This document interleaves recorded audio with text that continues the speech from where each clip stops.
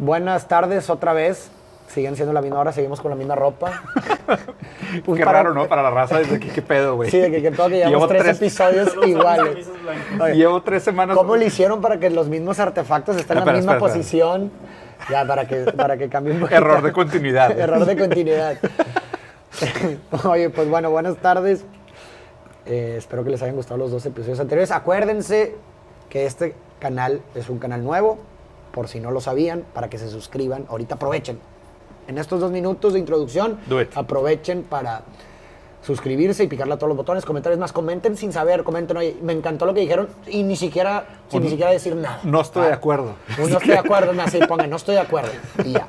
Y hoy vamos a hablar de que habíamos hablado en un episodio anterior sobre, tocamos superficialmente el tema de los padres y el rol de la madre y el padre para con los hijos. Entonces tal vez estaría interesante hablar de eso, ¿no? Del rol de la figura paterna. O de la familia. De la familia familiar. Sí, el núcleo familiar en el desarrollo óptimo de un ser. Tema complejo, güey. Y la neta, o sea, y a propósito cuando mencionaste el tema, te dije que mejor le dedicáramos un episodio porque, te soy sincero, mi postura ha cambiado sobre el tema. Muy bien. Mi postura ha llegado cambiado. ¿Con vergüenza al futuro? He llegado con vergüenza al futuro, sí, todos. Pero pues la idea es ir reeditando nuestra vergüenza. Si no tuvo sentido. Sí, y conciencia de que pues, qué tanta vergüenza voy a llegar al futuro. No, vergüenza en este tema todavía no, ¿ok? Pero ahí estaba mi punto. A ver.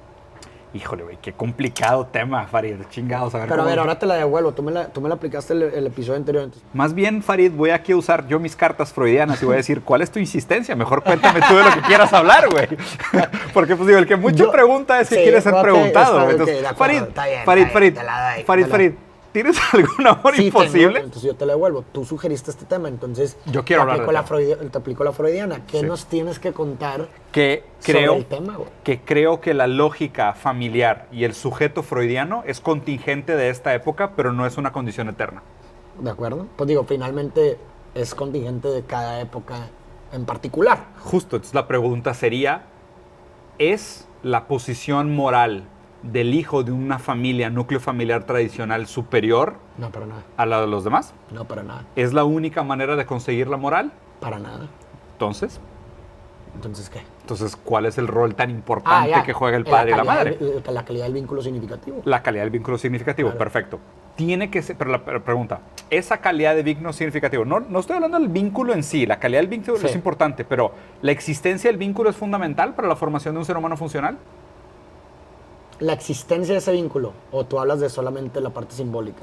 Pues es que ahí es donde está lo extraño, porque estás poniendo de que no, es que la existencia de un vínculo entre el niño y el padre y el niño y la madre es fundamental para que esta sí que se constituya, pero entonces estás presuponiendo que la estructura familiar es indispensable. Por lo menos en la estructura social en la que vivimos actualmente, sí. Justo, pero entonces habría que pensar primero si es el huevo o la gallina.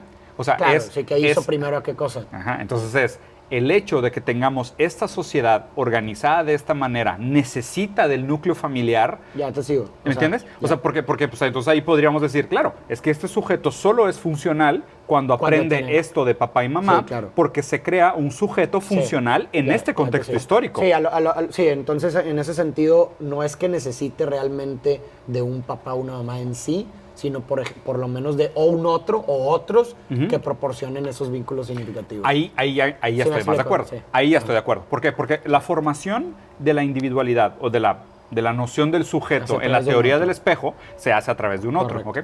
Tradicionalmente se lee desde el sujeto victoriano, que es el sujeto freudiano, en el núcleo familiar tradicional. Sí, pero también el núcleo familiar tradicional es reciente. Correcto. Sí, o sea, no es una estructura eterna, no es una estructura ni perpetua ni natural. O sea, no es una estructura natural. Correcto. O sea, se observa también en otras especies que sí existen algunos vínculos afectivos, que sí las madres crían a sus crías, que sí hay algunas figuras paternas masculinas que proporcionan algunas condiciones y demás. Pero no necesariamente tienen que ser tus papás, tu papá o tu mamá. Y justo, inclusive la idea de que sea papá y mamá ya me parece altamente retable. Sí, claro. ¿Sabes? O sea, sí, cuando hablamos de, o cuando yo hablo por lo menos de papá y mamá, hablo como pues, figura paterna y figura materna. Exactamente, puede ser cualquier persona que puede ser dos figuras paternas. Dos figuras paternas o una persona nada más. O sea, no tengo intención alguna de como solamente. Claro. Y justo ves, y por eso quería que habláramos de este tema como un poquito más de extensión, porque es un tema peligroso. Claro. A ver, no estoy en desacuerdo con la premisa. Sí me parece que el vínculo familiar del padre y la madre son sumamente importantes para la educación y para la tangibilización del sujeto psíquico del niño. ¿Okay? Porque pues, el niño aprende, el niño se encariña. Se sabe, por ejemplo, de buena fuente científica de este síndrome de los bebés que no los abrazan. Sí, que se mueren. Se mueren porque no desarrollan un sistema inmunológico. Eso es a lo que voy. ¿Es fundamental vínculo significativo? Sí. ¿Cómo? ¿Cómo? Eso, exacto. La estructura familiar, completamente bien. Exacto. Completamente eso es lo que voy. Lo importante es la calidad del vínculo significativo con un otro o muchos otros. Totalmente, o cualquier cosa. Y puedes tener a lo mejor un papá y una mamá adoptivo, güey, que sean sumamente funcionales, o puedes tener dos papás adoptivos que sean sumamente funcionales y que hagas un muy buen vínculo y logres hacer un buen trabajo y desarrolles una buena estructura. Y por eso también entonces cuando hablemos de un rol de la madre o un del padre, hay que hacer la distinción de que se habla que puede haber muchas personas con el rol de madre o el rol de padre hacia una persona. Claro. O sea, no estamos hablando solamente de una o dos o no. O no es el papá biológico, la mamá biológica, para nada. Y para entender qué significa un rol de padre o una madre, pues hay que entender fenomenológicamente hablando qué es ser padre o qué es ser madre, ¿no? Yo puedo ser madre en el sentido fenomenológico, es decir, pues ¿qué es lo que hace una madre? Por ejemplo, un abrazo. Entonces yo cuando doy un abrazo, que es fundamental para el desarrollo, como tú dices, la madurez de un ser, de cierta forma estoy siendo madre en el rol. Maternal. Estoy siendo maternal, como fenomenológicamente hablando. Entonces, nomás quería hacer esa distinción que cuando hablamos de roles o del rol del padre o del madre no quiere decir la mamá hembra, el hombre sino padre, cualquier persona o muchas personas que pueden desempeñar ese rol para con una persona. Claro, totalmente. Y de hecho, fíjate que, o sea, para mí en lo personal es un tema que a mí me es muy cercano. Digo, yo espero logres algún día ser papá si es lo que quieres y demás. Es uno de mis sueños, sí. Sí, ¿la neta? ¿Es verdad? Sí, güey. Ah, qué chido, güey. Ahorita quiero que platiquemos de eso también, porque justo, o sea, fue uno de mis sueños durante mucho tiempo. O sea, creo que es una de las cosas que más me ha dado alegrías en la vida, güey, es ser papá. Eres un buen papá, güey. ¿Se te hace? Bueno, por lo menos desde mi óptica, yo creo que eres un buen papá, güey. Te agradezco. La verdad es que me gusta mucho. Y le hecho... Al chile he aprendido mucho de ti con respecto a eso. Gracias. Y admiro bastantes cosas que me has compartido, que yo sé que son muy personales. ¿Neta? Cumplidazo, güey, no mames, muchas gracias. Por eso tengo esa óptica. Mira, qué chingón. O sea, y la verdad es algo que yo creo que me tocó ser papá desde antes de tiempo. Y a ver, y no es una figura que solo te atribuyen, sino que tú también escoges ese rol, ¿sabes? O sea, y sobre todo antes de tiempo. O sea, obviamente en mi historia familiar, güey, pues, o sea, mi padrastro falleció, mi hermano todavía era chico, mi mamá sufrió mucho la pérdida de mi papá, y pues yo me puse en ese papel. O sea, de cuidar a mi hermano. Y desde muy chico, de hecho, inclusive antes de eso todavía, cuando hacíamos viajes internacionales, o sea, porque pues, yo y mi hermano somos de Brasil, viajábamos a México, viajábamos solos, güey. Yo viajaba en avión solo con mi hermanito teniendo, creo que, 12 años de edad, güey. Y veníamos de que con el pasaporte colgado en el cuello, yo con mi hermano más chico, con él en el avión, güey, culiadísimo. Fenomenológicamente hablando, ya estaba siendo papá. Sí, literal. Me iba al baño a vomitar de los nervios, Farid. O sea, vato, estoy haciendo un viaje internacional, todo el mundo hablaba inglés, yo no hablaba inglés todavía, estaba súper morrito, güey, o sea, me sentía abrumado con la experiencia, pero fue algo como que desde muy temprano se fue como creando esta idea de mí de que esto significa hacerte cargo de alguien más, ¿sabes? Y el hacerte cargo de alguien más es lo cual normalmente tendemos a poner dentro de este rol de la figura paterna, claro. ¿No? Y obviamente yo siempre tenía como muy idealizada toda esta idea de ser papá, de cuidar de un otro, ¿sabes? De tener un hijo, tal cual, porque también supongo que muchas cosas se mueven y muchas cosas se juegan en esta idea de tu trascendencia como padre a través de tu hijo. Ajá, sí, va a ser como yo. ¿Sabes? Es como una extensión mía, va a tener mis características, ¿no? Es una forma de trascender la muerte. Es una forma de trascender la muerte, exactamente. Pero pues ahí también viene la realidad y cachetadas de vida, donde pues, o sea, mi primer hijo no fue para nada lo que yo esperaba. O sea, fue algo completamente distinto, y no bueno ni malo, sino muy distinto a lo que yo esperaba. Y creo que el proceso de hacer paz con esa diferencia entre mis expectativas de lo que iba a ser mi hijo y lo que realmente fue mi hijo, es para mí probablemente uno de los mayores aprendizajes de lo que es ser padre. Okay. Entonces, o sea, ser padre es permitir que tu hijo sea lo mejor que él pueda hacer, más allá de lo que tú esperas de él. Óptimo del otro. Invariablemente lo que tú esperas de él. ¿Okay? Pero también existe un punto medio en el sentido de que eso no implica que dejes de exigirle. O sea, tú le vas a exigir, porque a fin de cuentas, quieras o no, estás haciendo el papel del super yo y le estás poniendo toda una expectativa, toda, ¿sabes? Claro, un superlativo de lo que deberías de ser y tus valores y tus principios y tus ambiciones y demás. Pero también tienes que aprender a acotar eso a lo que él desee, como un individuo propio. Sí, como respetar su individualidad. Como un ser deseante, güey, ¿no? Eso es parte completamente, sí. Entonces, para mí todo el proceso de ser padre de manera anticipada y luego ser padre realmente fue bien interesante porque fue un contraste muy grande, ¿no? Y invariablemente hoy lo veo todo con mucho cariño y lo veo como una muy buena experiencia y con gusto digo, güey, o sea, probablemente ser papá es de mis actividades favoritas, güey. O sea, yo el fin de semana tirarme con mis hijos a jugar Legos en el piso, tipo pelearme con él, güey, es de las mejores cosas que hago, güey. O sea, la neta, tipo, ahorita no te puedo explicar, o sea, abrazar a Paulo y a Luca llegando a mi casa es de los highlights de mi día. O sea, es de las cosas que más me gustan en el día. O sea, nunca se me va a olvidar las primeras veces que Paulo empezó a hablar, estaba viviendo en Brasil, y llegaba a la casa y abría la puerta y lo veía así caminando todo torpe diciendo, papi, papi. Güey, no, ese pedo no tiene precio. O sea, literal no tiene precio. O sea, me gustó mucho cómo te refieres a esas experiencias y te quiero preguntar, ahorita se me viene a la mente, o sea, ¿qué simboliza para ti todo eso? O sea, ¿qué simboliza para ti ser padre, güey? O sea, ¿qué representa para ti ser padre? ¿Qué causa que hables de la forma en la que estás hablando ahorita de la actividad, güey? Pues seguramente algo que yo debe haber aprendido de mi papá, güey, en su momento, güey. O sea, pues ser papá yo creo que es algo que se aprende, ¿no? O sea, tanto de lo real como de lo imaginario. Sí, definitivamente. O sea, seguramente mi papá también hizo un buen trabajo y creo que le debo mucho.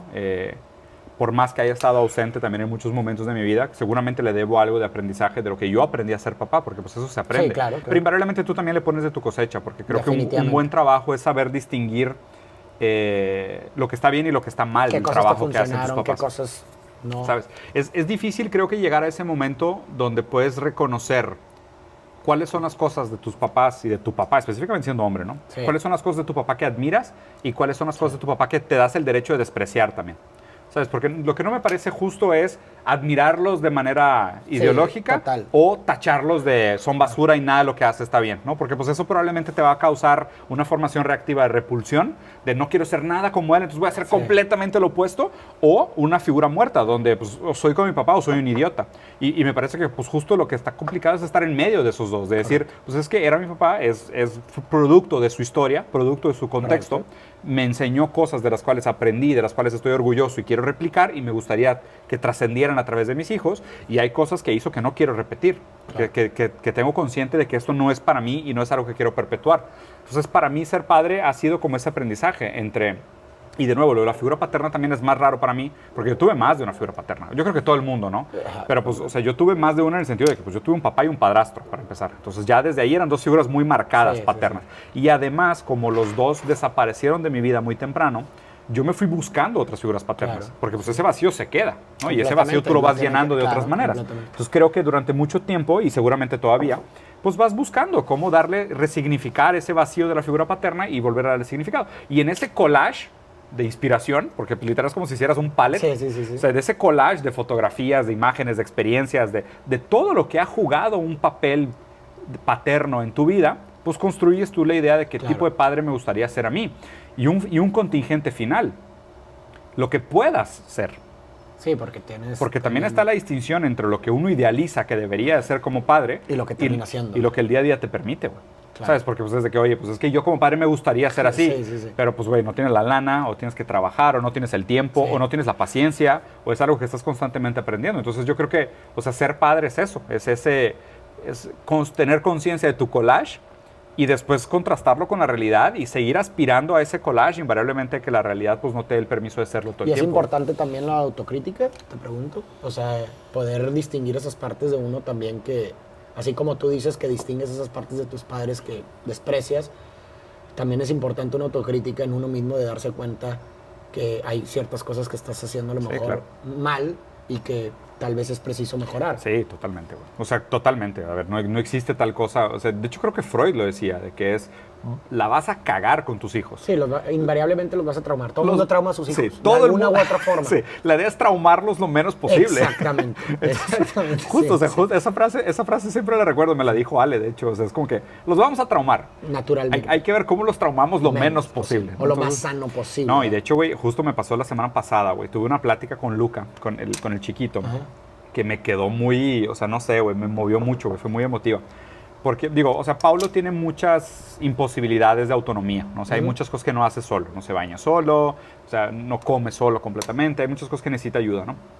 Y pues digo, Paulo tiene 8, Luca tiene 4, güey, o sea, Luca es el chiquito. Y Luca es un sol, güey, o sea, Luca brilla solo, güey, es todo hiperactivo, es radioactivo, o sea, es una pulguita, güey. Y estábamos terminando de bañarnos los estaba terminando de bañar a ellos, ya los estaba secando, todavía se bañan juntos de vez en cuando, están chiquitos, estaba terminando de bañar, lo estaba arreglando y la madre. Y pues Pablo de repente tiene algunas torpezas motrices, o sea, tiene de que se cae, o se marea, o se resbala y demás. Y Luca como que le estaba ayudando, o sea, a vestirse, le estaba pasando un calzón o algo, le estaba pasando un short para que se vistiera, y Pablo como que lo tumbó. Y Luca perdió la paciencia y dijo de que ya no te voy a ayudar, ¿sabes? De que ya no te voy a ayudar. Y X, o sea, como que yo en el momento reaccioné y dije que, o sea, pues yo también estaba haciendo mil cosas, colgando toallas, agarrando el agua, secando el piso para que no se resbalaran y la madre. Y dije que Luca, ayúdale, ¿no? Y Luca me dijo, de que no, papá, o sea, ¿por qué? Y yo de que, a la madre, güey, le voy a tener que explicar por qué tiene que ayudar a su hermano grande, güey. A ver, ¿qué chicos voy a hacer, güey? O sea, porque, digo, le podría echar un choro filosófico y hablar de la empatía y de la moral kantiana y la verdad, no va a entender nada, güey, ¿sabes? O sea, que, ¿cómo le explico, güey? ¿Y cómo lo hiciste? Haz cuenta que lo agarré, o sea, tipo, me agaché con él, lo agarré, o sea, lo miré y le dije, Luca, o sea, mírame, esto es importante. Y le dije, ves que yo te cuido a ti, y yo cuido a tu hermano, y yo cuido a tu mamá, y yo trato de ayudar a la gente. Y le dije, yo creo que las personas fuertes tienen que cuidar a las personas débiles. Y le dije, no tiene nada que ver con la edad, no tiene nada que ver con si eres hombre o mujer, no tiene nada que ver con si eres arriba o abajo, sino que los fuertes tienen que ayudar a los débiles. Y le dije, y van a haber veces en donde tú vas a tener que ayudar a tu hermano. Y él nada más me dijo de que sí, papá. O sea, así como muy chill, ¿no? O sea, no sé si entendió, no sé si fue un gran mensaje, lo que tú quieras. A lo mejor la cagué, a lo mejor lo dije mal, no me pude explicar. No, la verdad me gustó mucho. O sea, pero es muy difícil, güey. Pues es muy difícil ser papá porque, pues digo, tampoco me parece justo para él, güey. ¿Sabes? Es como que qué culero. Y es algo que he platicado mucho con Ale, que en su momento, cuando yo y Ale ya no podamos cuidar a nuestro hijo grande, pues Lucas va a tener que hacer cargo de él, güey. Lo cual me parece como injusto, ¿sabes? Yeah. Pero al mismo tiempo también me parece injusto privarle la opción de que él decida o no hacerse cargo de su hermano. O sea, como que yo como papá le voy a decir, no, yo me voy a hacer cargo de tu hermano, tú no, y cuando yo falte, pues no te preocupes, lo vamos a meter a un asilo, lo que tú quieras, o sea, y espera, y es como que, y si él como hermano se quiere hacer cargo de su hermano, pero entonces se lo tengo que yo plantear, porque si se lo pongo como una obligación, a lo mejor él puede responder de manera negativa y decir, porque me lo estás poniendo como obligación, ya no quiero, ¿sabes? Y por otro lado también, si le niego la posibilidad, él va a decir, como me estás negando la posibilidad, ahora quiero.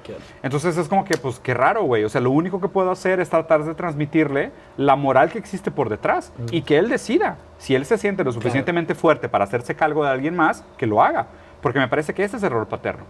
O sea, el rol paterno, que se puede dar de manera multidireccional, para arriba, para abajo, para los lados y fuera de los núcleos familiares, es la decisión que uno toma como fuerte de hacerse cargo de los débiles. Completamente, no, la verdad te pasaste de lanza, me encantó la historia, güey, está mucho, te digo que te aprendo mucho en ese aspecto, estoy seguro que la gente que nos escucha... Qué chingados, a lo mejor no estoy en posición de enseñar, güey. No, a ver, tú estás compartiendo tu experiencia, güey, la gente lo toma como finalmente lo decide y me parece que esta experiencia que estás contando trasciende de forma positiva y la gente no nos dejará mentir. O sea, por lo menos conmigo te puedo ser 100% sincero que ha trascendido positivamente.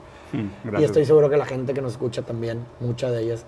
¿A ti qué significa esa posición? O sea, ¿qué es ser papá? Pues como no lo he experimentado, pues no puedo hablar de una fenomenología propia, pero por lo menos de lo único que puedo tomar ahorita es como tú mencionaste acertadamente en un inicio, como pues tienes todo este canvas de diferentes personas, entre ellas mi papá, y otros papás, claro, hermanos mayores, etc. Claro. Y yo me quedo básicamente con una premisa que he estado desarrollando mucho últimamente, que se la adjudicaba mucho al rol materno, pero pues creo que finalmente los dos roles tienen ese mismo fin, que es el desarrollo óptimo del otro. O sea, finalmente el rol de cualquier padre o volvemos a lo mismo, cuando hablo de roles de padre o madre no estoy hablando nomás de el hombre, sino de todas las personas. La finalidad de ese rol es el desarrollo de un ser, estás desarrollando otro ser. Ese es el propósito finalmente de ese rol, desarrollar óptimamente a otro ser. Entonces, todos los actos que perpetúen o que provoquen el mejor desarrollo posible de otro ser son actos de amor y son actos de un padre y son actos de una madre. Yeah. Entonces, yo lo veo de esa forma. O sea, a lo mejor sí, no he tenido la experiencia de poder ejecutarlo tal vez con un hijo, pero por lo menos en la teoría eso es lo que me llevo. O sea, voy a tratar yo en lo personal en el desarrollo de otro ser, hacer o perpetuar todos aquellos actos que lo desarrollen óptimamente. Claro. Y eso implica lo que tú dijiste. O sea, para mí eso que tú hiciste con tu hijo y esa experiencia que cuentas es una forma, es un acto de amor, güey. Porque finalmente lo que estás buscando o perpetuando ahí es el desarrollo óptimo tanto de tu hijo Luca como de Paulo, güey. Sí. Porque finalmente ese desarrollo de empatía, ¿no? De compasión, porque también es un desarrollo de compasión, finalmente lo van a desarrollar en una versión en la mejor versión posible que pueda tal vez tener tu hijo, güey. ¿Sí me explico? Entonces, para mí eso es, güey. O sea, para mí es eso, perpetuar actos que desarrollen lo mejor posible al otro. Y eso implica compasión, comunicación, respeto a la individualidad del otro, no imponer lo que tú quieres que el otro sea, sino simplemente respetar su individualidad, respetar su dignidad, ser compasivo, escuchar, comprender, comunicar. Y pues bueno, quién sabe cómo me va en la práctica. A ver si en algún punto llego a tener la práctica. Pero bueno, como lo que dijimos, finalmente no necesitas tener un hijo o una hija para perpetuar esos actos. Totalmente. Para ser un padre, para otras personas. Puedes tener un rol paterno o materno con un amigo o con una amiga. Sí, claro. Incluso, es más, hasta con tus propios papás, güey. Sí, claro. Muchas veces se invierten los roles y acaba uno cuidando a sus cuidadores, güey. Y en algún punto tal vez sucede así, ¿no? Sí. Cuando los papás llegan a la vejez. Pues finalmente se pueden invertir esos roles, pero pues así es como yo lo veo, güey. O sea, tal vez pueda estar equivocado, tal vez no lo sé, pero por lo menos ahorita es así como lo dimensiono. Pues qué chido. ¿Algún pensamiento de cierre? Pues, ¿qué recomendación desde tu propia experiencia o qué consideras o qué ha sido fundamental para ti en tu experiencia como padre que pudieras considerar fundamental en ese proceso? Madres.